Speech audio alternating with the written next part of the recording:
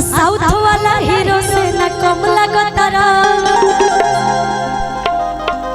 कहाँ गई हमारी जितनी भी आती क्या बोलते हैं नृत्यांगनाएं आई थी,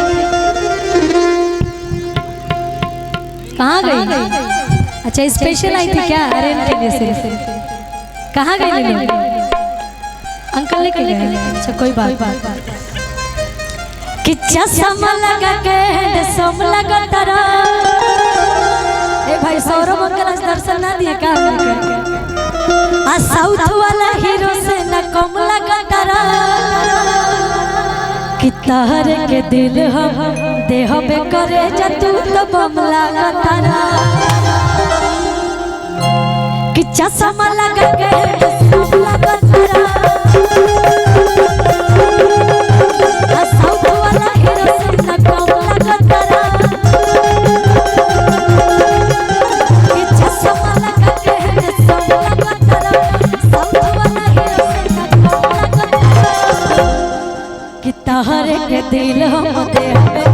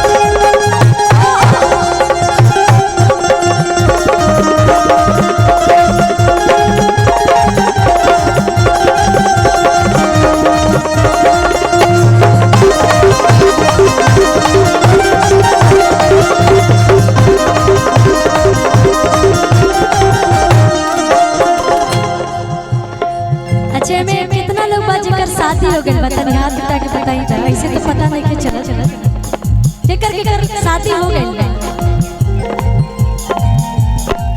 किसी की शादी नहीं हुई है। अच्छा चाचा जी आपकी भी शादी नहीं हुई है अभी? लो भाई ये सब क्या देखना पड़ रहा है? अच्छा पीछे में सब यहाँ पे कुंवारे आए हुए हैं, मानने वाली बात है कैसे? उधर उधर हमारे गार्जियन लोग पीछे हमारे चाचा जी लोग भी बैठे हुए हैं।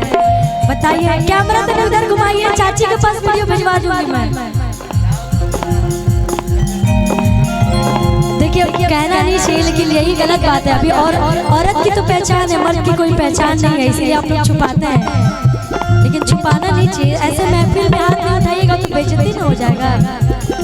अब हमारे पीछे वाले चाचा जी डर के मारे दोनों हाथ ऊपर उठा लिए। वाह वाह वाह, मेहरारू के डर सबके रहेगा लेकिन मान गए नहीं। अच्छा के कर नहीं खे भाई भाई वो लोग हाथ उठावे भाई। सब यहाँ पे कुंवारे आए हुए हैं। चलिए बाबा भोलेनाथ से मैं प्रार्थना करूंगी कि इस लगन में जल्दी जल्दी जोड़ा लगाएं। हमारे यूट्यूबर भैया लोग में से मुकुल जी आपकी ब्याह हो गई? हाथ कर दे यूट्यूबर भैया लोग में से। कहते हैं ना कि क्या बोलते हैं वो, एक कहावत है कि देखने से पुण्य होता है, देखने से पाप होता है। यहाँ पे अभी कोई नहीं उठाया तो हमारे यूट्यूबर भैया लोग भी नहीं उठा रहे। कोई बात नहीं, कोई बात नहीं।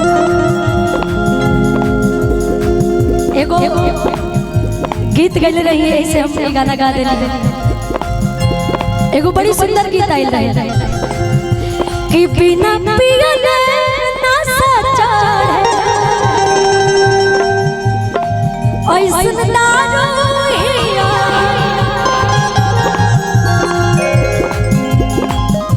कि बिना पिया ना सचा ऐसन दारू कि बिना मतलब के जहन्नम में हरालो हिया।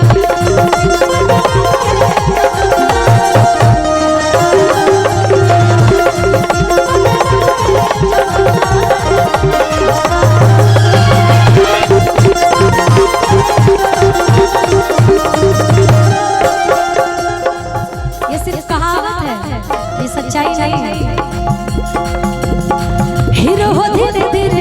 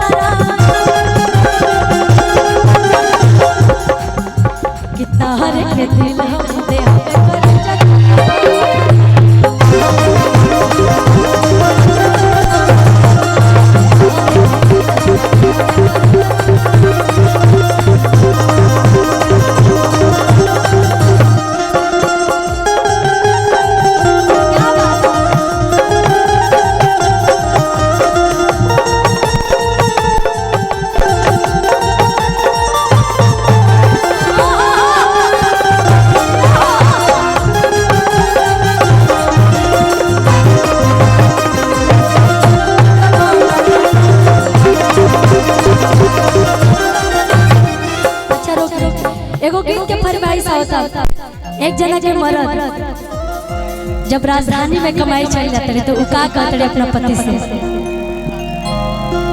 कि तू रहे बहरा कटे लचनी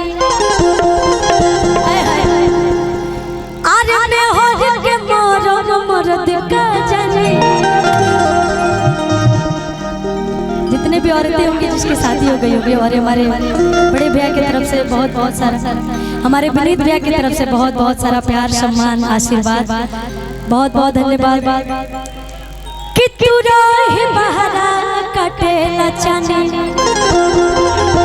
अरे में हर के मोरो मरद का जाने। और आई कि छोड़ो छोड़ो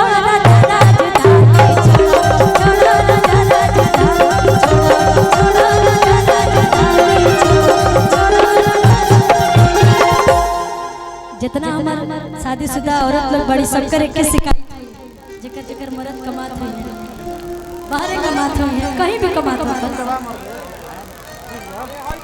कि देही में हमारा ले सोता गरमी आ घसील कुल कुल देही पडर में अतुआ के डाला और के पानी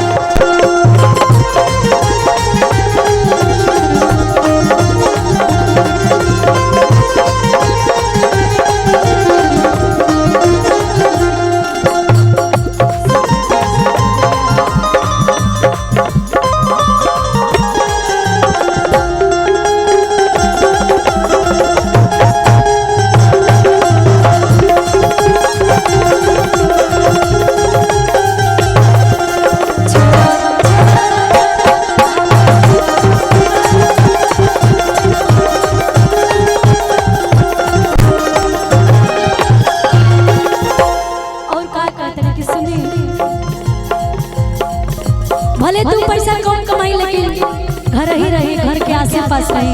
यही नारायणपुर में काहे नहीं रह जा कि मैं हर से अपना न छल करो आया के समस्या के हल करो कि तू तो शहर के